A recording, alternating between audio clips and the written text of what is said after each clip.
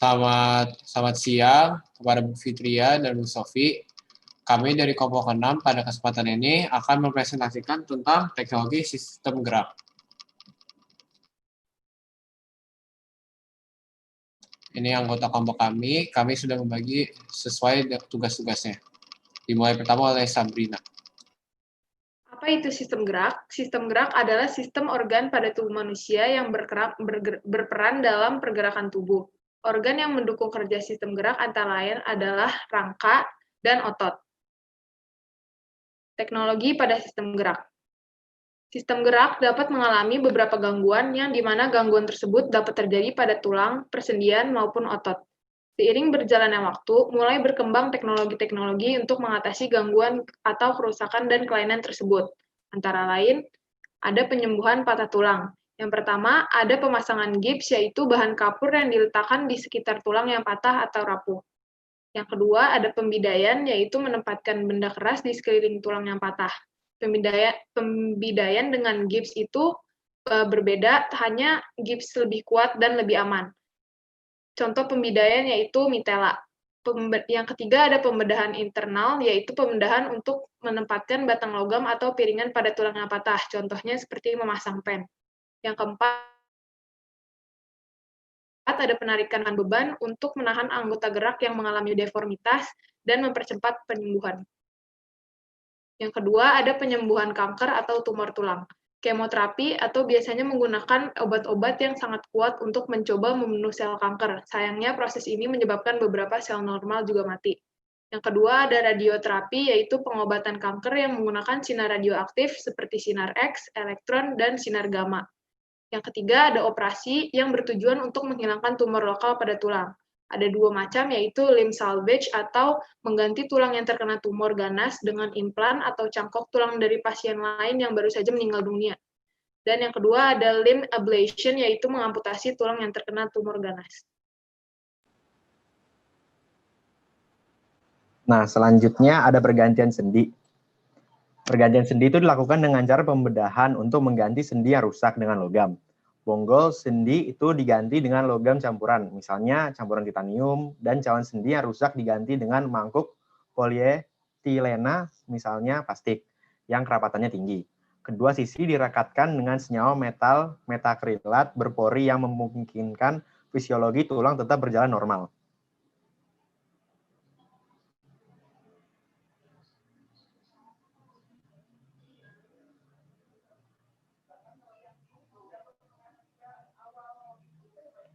Nah, transplantasi tulang sumsum, yaitu sumsum merah dari seorang ditransplantasikan kepada orang lain. Dalam hal ini diperlukan teknik khusus untuk memindahkan sumsum dari donor yang sehat dan menyuntikkannya ke resipien tanpa merusaknya, karena sumsum sangat lunak. Nah, lebih jelasnya,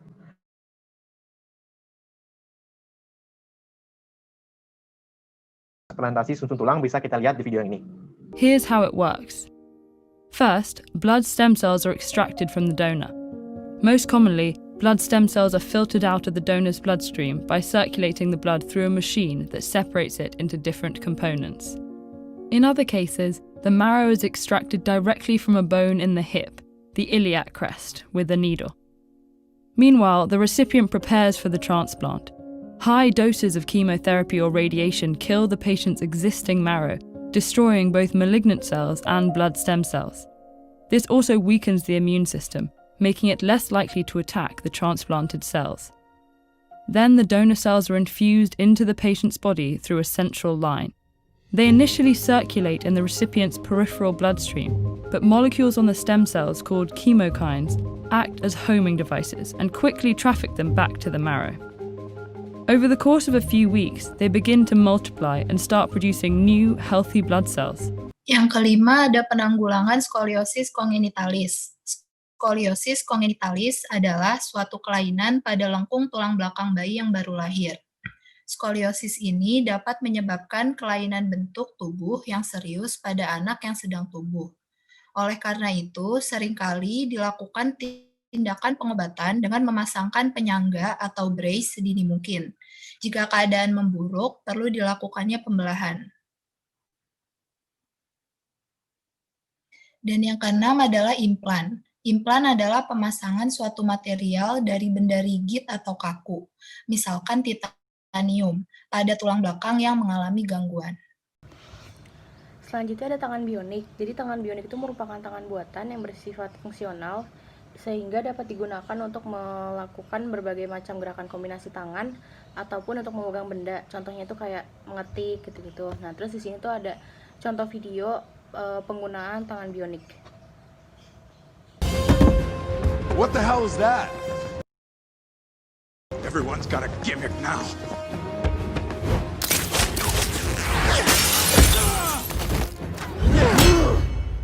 You have a metal arm? That is awesome, dude! Terus habis itu ada kaki bionik. Jadi kaki bionik itu merupakan kaki buatan yang dilengkapi dengan perangkat Bluetooth. Ini tuh kayak tangan bionik tapi ini untuk kaki. Nah, chip komputer itu ditanamkan pada setiap kaki untuk mengirimkan sinyal ke motor di kedua sendi buatan sehingga lutut dan mata kaki dapat berpindah dan melakukan gerakan yang terkoordinasi. Contohnya kayak berdiri, berjalan, terus mendaki. Nah, kaki bionik ini menggunakan energi dan baterai. Selanjutnya ada kursi roda. Kursi roda adalah alat bantu yang digunakan oleh orang yang mengalami kesulitan berjalan. Alat ini dapat digerakkan dengan didorong oleh pihak lain atau digerakkan menggunakan tangan dan juga bisa menggunakan mesin otomatis. Contohnya ada pada gambar.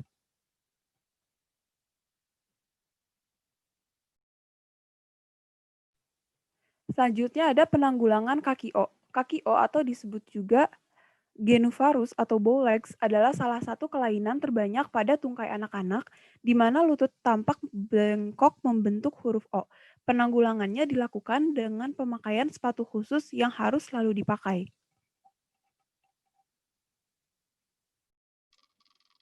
Selanjutnya ada viskosuplementasi. Itu adalah menyuntikkan asam hyaluronat ke celah-celah sendi untuk perbaikan gizi dan pelumasan.